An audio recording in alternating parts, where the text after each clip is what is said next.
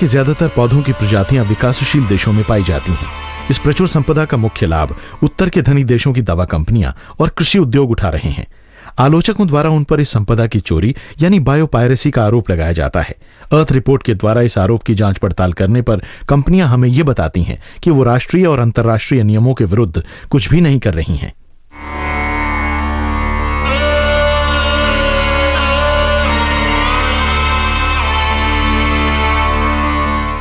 Patent करवाना और जैव संपदा की चोरी का मतलब है लोगों से उनके ज्ञान, उनके संसाधनों और उनके आत्मविश्वास को छीनना। देखिए, किसी भी कॉरपोरेट कंपनी को किसी भी तरह के पेटेंट का अधिकार तब तक नहीं दिया जाना चाहिए जब तक कि उसके पास उस स्थानीय समुदाय की पूर्व सूचित सहमति न हो जो पेटेंट के कारण प्रभावित हो सकते हैं। एक लंबे अरसे से विकासशील देशों की जैव विविधता उनके लिए आहार और औषधि के स्रोत रहे हैं। उत्तरी गोलार्ध में आहार और औषधि के प्रयोग में आने वाली मूल वनस्पति अपेक्षाकृत कम पाई जाती है। प्रारंभिक यूरोपीय खोजकर्ता दक्षिण में वनस्पति की प्रचुरता से अभिभूत हो गए। शताब्दियों के अपने प्रयासों से विकासशील दुनिया के किसानों ने आलू, चावल और मक्का जैसी फसलों की उन्नत किस्में तैयार की और अफीम और कुनैन जैसी वनस्पति आधारित औषधियों ने यूरोपीय जीवन को हमेशा हमेशा के लिए बदल दिया।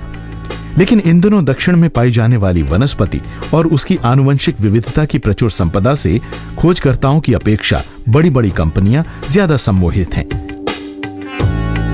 ये कंपनियां एशिया, दक्षिण अमेरिका और अफ्रीका की मूल वनस्पतियों को हासिल करके उन्हें आहार और औषधि के रूप में विकसित करती हैं और दुनिया भर के बाजारों में बेचती हैं। लेकिन उन स्थितियों में भी जबकि इससे भारी मुनाफा कमाया गया है, वनस्पति के मूल देश के गरीब लोगों को इसके बदले में पारितोषिक देने के कोई प्रयास नहीं हुए।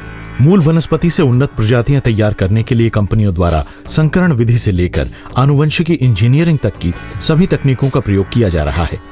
अक्सर ऐसी नई किस्मों को विकसित करने के बाद कंपनियों द्वारा इनके प्रसंस्करण और उत्पाद से संबंधित संपूर्ण अधिकार अपने ही पास रखने की कोशिश होती है ताकि कोई अन्य कंपनी उन किस्मों की नकल न कर सके और इस प्रक्रिया में किए गए निवेश का लाभ उन्हें ही प्राप्त हो सके। ये सब रोकने के लिए कंपनियां पेटेंट करवाती हैं।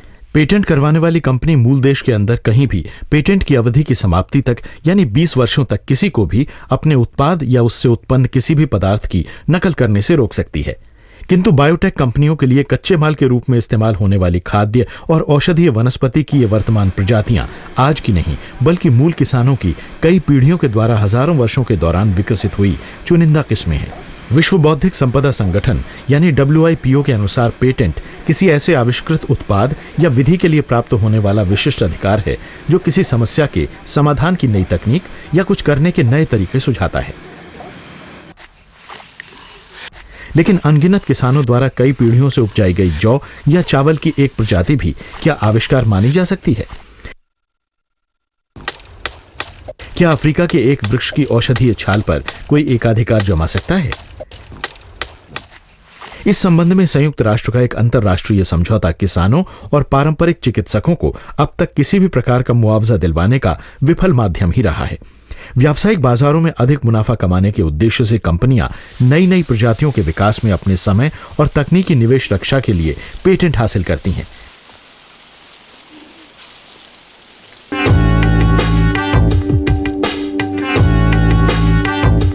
लेकिन उनके आलोचकों की दृष्टि में पेटेंट के कारण भारी मुनाफा तो कमाया गया है, जबकि इसके बदले में स्थानीय लोगों को कुछ भी नहीं मिला है। टेक्सास में मौजूद राइसटेक एक अमेरिकी चावल कंपनी है। इस कंपनी ने जब बासमती चावल की एक संकर प्रजाति का पेटेंट करवाया तो आलोचकों ने इस पर जैव चोरी या बायोपायरेसी का आरोप लगाया। बासमती चावल की वो किस्म है जिसे भारतीय उपमहाद्वीप के उत्तरी भाग में किसानों द्वारा शताब्दियों के दौरान विकसित किया गया है। अर्थ रिपोर्ट ने एक साक्षात्कार के लिए राइसटेक से संपर्क किया। राइसटेक ने बात करने से मना कर दिया, लेकिन उसके एक प्रवक्ता ने हमें बताया कि कानूनन कुछ गलत करने का तो सवाल ही नहीं है। कंपनी ने नैतिक रूप से भी कोई गलत काम नहीं किया है। राइसटेक का तो ये मानना है कि कंपनी के इस काम से वास्तव में अमेरिका के अंदर बासमती की परंपरागत किस्मों का बाजार तेज हो रहा है। अमेरिकी खेतों में उपजी किस्मों के विपणन से अमेरिकी उपभोक्ताओं के बीच बासमती और जैस्मिन चावलों की जानकारी बढ़ी है। कहने को तो ये भी कहा जा सकता है कि वास्तव में राइसटेक के विपणन कार्यक्रमों के चलते अमेरिका में आयातकों को या तो फायदा पहुंच रहा है या उसके जरिए कमाने का अवसर मिल रहा है। बासमती चावल का आकार, उसकी बनावट, बढ़िया महक भारतीय और पाकिस्तानी किसानों की कई पीढ़ियों द्वारा लाई गई उत्कृष्टताओं का फल है। पर्यावरणवादी और भौतिकविद डॉक्टर वंदना शिवा भारतीय किसानों के मुद्दों के लिए आवाज उठाने में आगे रही हैं। हमें अच्छी तरह मालूम है कि बासमती का आविष्कार 1997 में टेक्सास की एक कंपनी ने पलक झपकते ही नहीं कर दिया था। ये विकसित हुआ है सैकड़ों वर्षों के दौरान स्वयं प्रकृति और किसानों की बुद्धिमत्ता से। भारत प्रतिवर्ष 11.25 अरब रुपए या $257 मिलियन मूल्य के बराबर बासमती चावल का निर्यात करता है, जिसमें से 130 करोड़ रुपए या $30 मिलियन अमेरिकी बाजारों में इसको बेचकर प्राप्त होते हैं। राइसटेक ने मौका ताड़ा कि अगर वो अमेरिका में ही बासमती चावल की संकर प्रजाति विकसित कर सके तो वो स्वयं घरेलू बाजारों में बासमती चावल की आपूर्ति कर सकता है। दुनिया भर में आसानी से मिलने वाले उत्तर भारतीय और पाकिस्तानी बासमती चावल के नमूने इकट्ठे किए गए। राइसटेक ने नई किस्म बनाने के लिए अपनी प्रयोगशालाओं में उसकी खूबियों को परखा और 10 साल के प्रयास के बाद राइसटेक ने चावल की नई प्रजाति की पहली फसल उगाई। उन्होंने इसका नाम रखा कासमती। ये था अमरीकी बासमती चावल।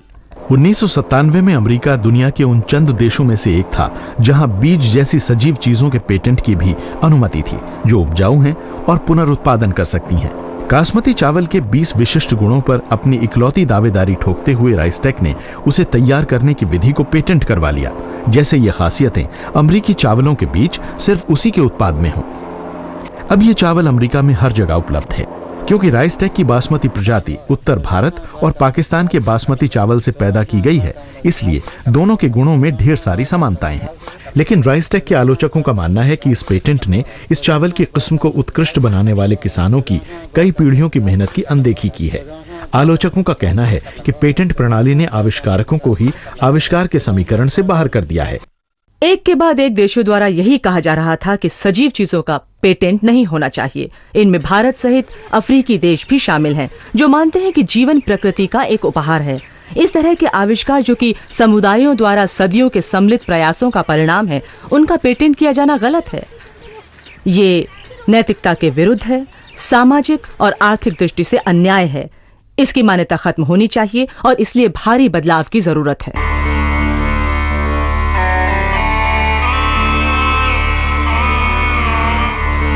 अमेरिकी पेटेंट कानून के अनुसार किसी अन्य वंशावली से जन्मी कोई उत्कृष्ट प्रजाति भी एक आविष्कार है, इसीलिए इसका पेटेंट करवाने की अनुमति है और राइसटेक के अनुसार उसे इसी कानून से मतलब रखना है। यही वजह है कि बासमती उगाने वालों के समर्थकों ने एक दूसरे देश के उन कानूनों के विरुद्ध मोर्चा खोल रखा है जो उनकी नजर में नैतिक रूप से घृणित है।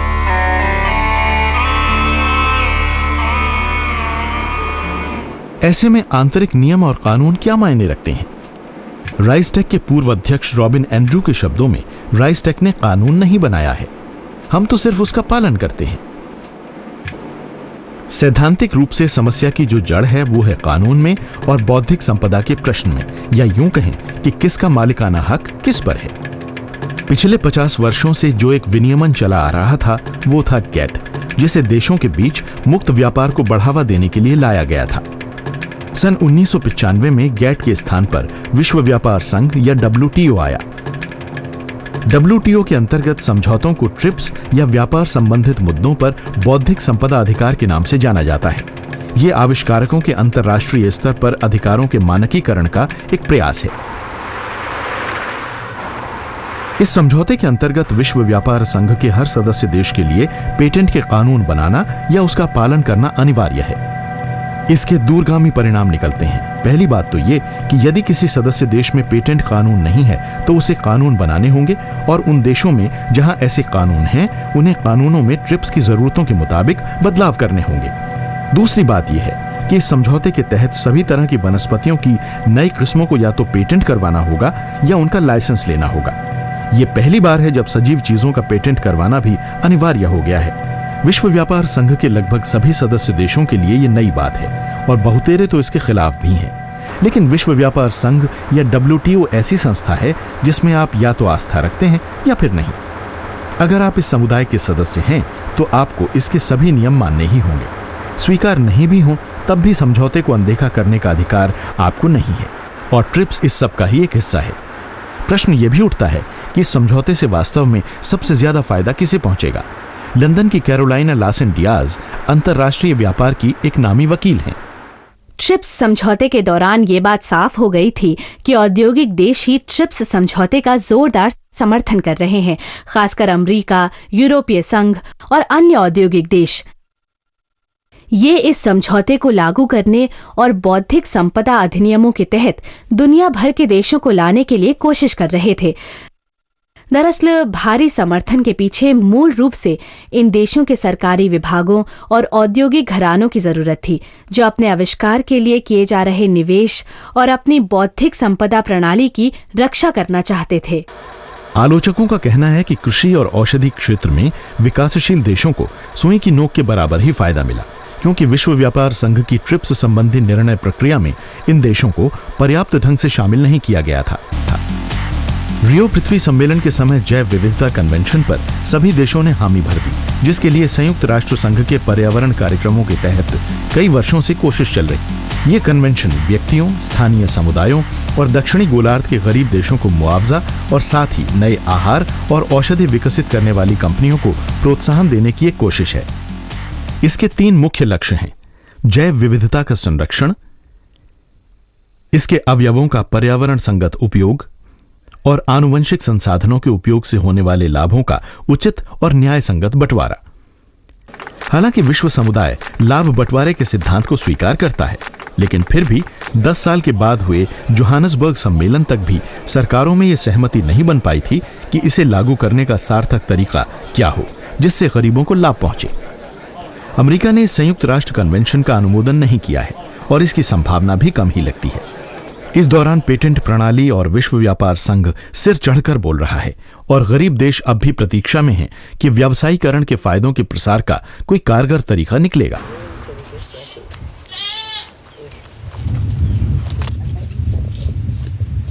ये है जिम्बाब्वे का मकारा काटे गांव, जहां माइग्वेजे अपने बेटे के साथ रहती हैं। माइग्वेजे एक पारंपरिक चिकित्सक हैं। उनके पास वनस्पतियों से औषधि बनाने का पीढ़ीगत ज्ञान है। मैं अपने बेटे को सिखा रही हूँ, सिखा रही हूँ ताकि मेरी मृत्यु के बाद वो भी लोगों की सेवा करता रहे, जिस प्रकार मैं आज तक करती आई हूँ। गांव वाले उपचार करने की उनकी कुशलता पर विश्वास करते हैं। अस्पतालों में उपलब्ध नई दवाइयां कहीं अधिक महंगी हैं। माइग्वेजे कई प्रकार की हर्बल दवाइयों का इस्तेमाल करती हैं। उसी में से एक है श्वार्ट्जिया मेडागास्करियंसिस पेड़ की छाल, जो घावों और संक्रमणों की एक अचूक दवा है। 1995 में जिम्बाब्वे विश्वविद्यालय ने स्विट्जरलैंड के लोसेन विश्वविद्यालय के साथ मिलकर जिम्बाब्वे के औषधीय और जहरीले पौधों का अध्ययन किया और इस परियोजना की सफलता से प्राप्त होने वाली किसी भी प्रकार की व्यावसायिक सफलता को आपस में बांटने के समझौते पर दोनों शैक्षणिक संस्थानों ने हस्ताक्षर किए। जिम्बाब्वे के पारंपरिक चिकित्सकों के समृद्ध ज्ञान का लाभ यूं हुआ कि इस परियोजना को श्वार्ट्जिया पेड़ की छाल के साथ साथ कई और पौधों के नमूने आसानी से उपलब्ध हो गए। देखिए, मैंने दवा लगा दी है। आप इस दवा का इस्तेमाल 3 दिन तक अवश्य करना। पूरे 3 दिन? हाँ, 3 दिन।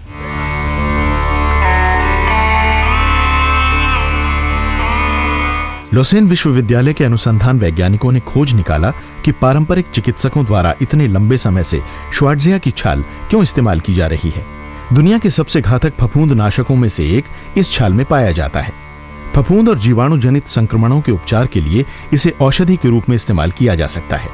ये एक प्राकृतिक औषधि थी जिसमें व्यावसायिक फायदा देने की पूरी संभावनाएं थी, लेकिन जिम्बाब्वे विश्वविद्यालय के वैज्ञानिकों के अनुसार लोसेन विश्वविद्यालय ने इसमें निहित पदार्थ का अपने नाम पर पेटेंट करवा लिया और उसके और अधिक विकास और उत्पादन के लिए एक अमेरिकी दवा कंपनी को लाइसेंस बेच दिया। लुसेन विश्वविद्यालय के प्रवक्ता डॉक्टर एंड्रू मास्टन ने अर्थ रिपोर्ट को यह वक्तव्य दिया कि जिम्बाब्वे विश्वविद्यालय को इस सौदे की पूरी जानकारी दी गई थी और इसमें व्यावसायिक सफलता मिलने की स्थिति में कुल मुनाफे का 0.75% दोनों विश्वविद्यालयों को बराबर बराबर मिलने का अनुमोदन है। जिम्बाब्वे विश्वविद्यालय का कहना है कि स्विस विश्वविद्यालय ने संयुक्त रूप के बजाय अकेले पेटेंट करवाकर समझौता तोड़ा है। सबसे दुख की बात तो यह है कि दोनों विश्वविद्यालयों के बीच चलने वाली इस कानूनी लड़ाई में माइग्वेजे का कहीं जिक्र भी नहीं था, जिसके पारंपरिक ज्ञान के कारण ही श्वार्ट्जिया के बारे में वैज्ञानिकों को पहली बार पता चला था। इसी तरह की असंगतियों से जैव विविधता कन्वेंशन की आलोचना होती है, क्योंकि इसमें फायदे के न्याय संगत और बराबर बंटवारे की बात अक्सर उपेक्षित ही रह जाती है। जैव विविधता कन्वेंशन के तहत किसी भी प्रकार के समझौते और लाभ के बंटवारे में पारंपरिक चिकित्सकों को भी सम्मिलित किया जाना चाहिए, लेकिन इसने हर देश को अपने ही स्तर पर नियम अपनाने का दायित्व सौंप दिया है। और तो और जैविक विविधता कन्वेंशन न्याय संगत और बराबर बंटवारे के प्रबंध को भी परिभाषित नहीं करता। वर्तमान में जैविक विविधता कन्वेंशन के तहत पेटेंट करवाने वाले को न तो अपने उत्पाद के मूल स्रोत की अनुमति प्राप्ति का सबूत देने की और न ही उन्हें अपने किसी भी स्रोत के बारे में बताने की आवश्यकता है। आलोचकों की कोशिश है कि पेटेंट के इच्छुकों को वास्तविक साझेदारों के बारे में बताना होगा और उन्हें भविष्य के किसी भी लाभ में शामिल करना होगा।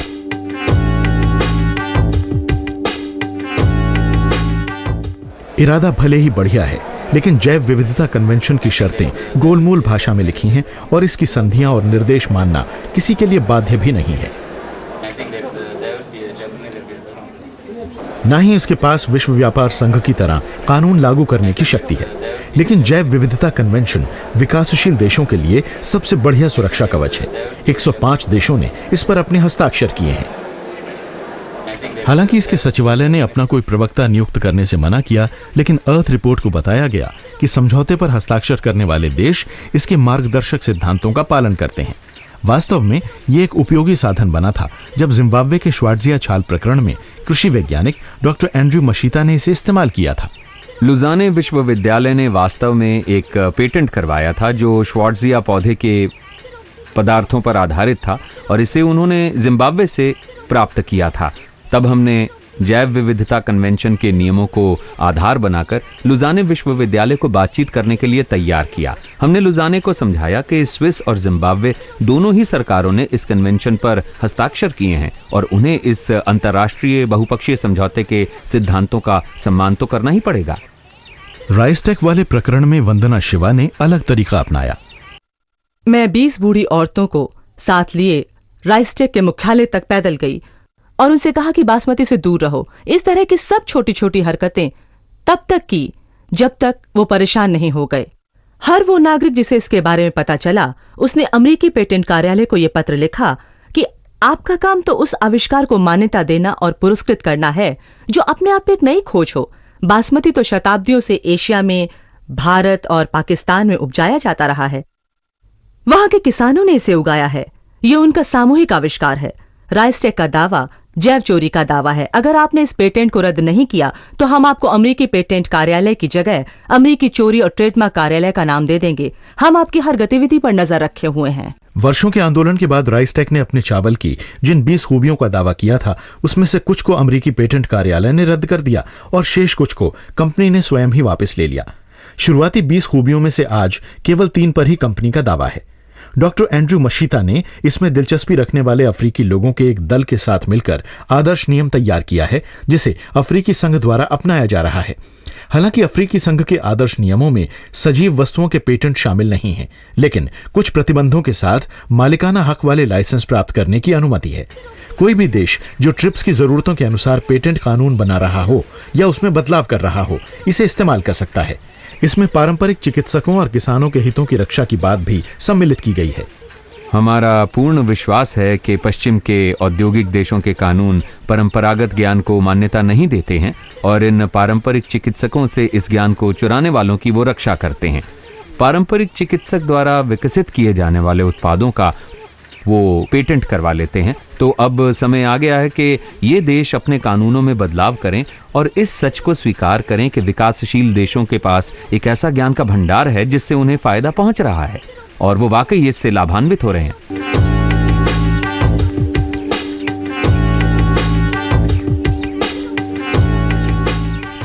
विश्व व्यापार संघ के सदस्य देशों के बीच बहस इस बात पर हो रही है कि क्या ट्रिप्स समझौता वास्तव में पारंपरिक ज्ञान की रक्षा करने में रोड़े अटकाता है।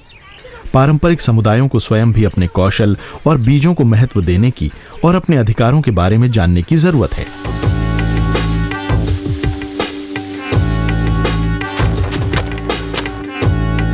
हमें हमें ये ज्ञात हुआ कि हम अपनी स्वास्थ्य संबंधी समस्याओं का समाधान अपने औषधि वनस्पति से ही कर लेते हैं। ये 100% हमारे ही बीच है। गायों का चारा इंग्लैंड के मैड काउ बीमारी वाली गायों का चारा नहीं है। ये तरह तरह की वनस्पतियों से बना चारा है जिसमें औषधीय गुण हैं। तभी तो हमारी गायों को बीमारियां कम होती हैं। पहली बार है जब आपको ये आभास हुआ है कि हमारे पास जैविक और बौद्धिक दोनों ही संपदा हैं। वाद विवाद और समझौतों का दौर खत्म होने का नाम ही नहीं ले रहा। विचार उग्र और जोशीले हैं। अंतर्राष्ट्रीय समझौतों में और ज्यादा बदलावों से भी सबको फायदा हो जाएगा, ये जरूरी नहीं है। पेटेंट प्रणाली या पेटेंट मानकों पर यदि सर्वसम्मति होती है तो वास्तव में विकासशील देशों को आने वाले खतरे के लिए सावधान हो जाना चाहिए, क्योंकि इस स्थिति में उनके पास अपनी बौद्धिक संपदा प्रणाली विकसित करने का जो भी विकल्प है वो खत्म हो जाता है। आप भी जानते हैं कि शक्तिशाली देश जिनकी बौद्धिक संपदा प्रणाली अत्यंत जटिल है, इसे लागू करने की ज्यादा कोशिश कर रहे हैं। विकासशील देशों को सावधान होने की बहुत जरूरत है। ये आप भी मानेंगे। उन्हें अपने पत्ते सोच समझकर खेलने होंगे अगर उन्हें अपने हितों की सुरक्षा और मान्यता चाहिए। ट्रिप्स के समर्थकों का कहना है कि ये समझौता मुख्यतः आविष्कारकों के अधिकारों की रक्षा और नई तकनीक के विकास को बढ़ावा देने के लिए है। पारंपरिक खाद्य और औषधीय पौधों के व्यावसायीकरण से मूल किसानों और चिकित्सकों को लाभ पहुंचे, इस बात पर जैविक विविधता कन्वेंशन पर हस्ताक्षर करने वाले सभी देश सैद्धांतिक रूप से सहमत हैं। लेकिन कमी है इसे यथार्थ रूप देने की एक प्रभावशाली प्रक्रिया की।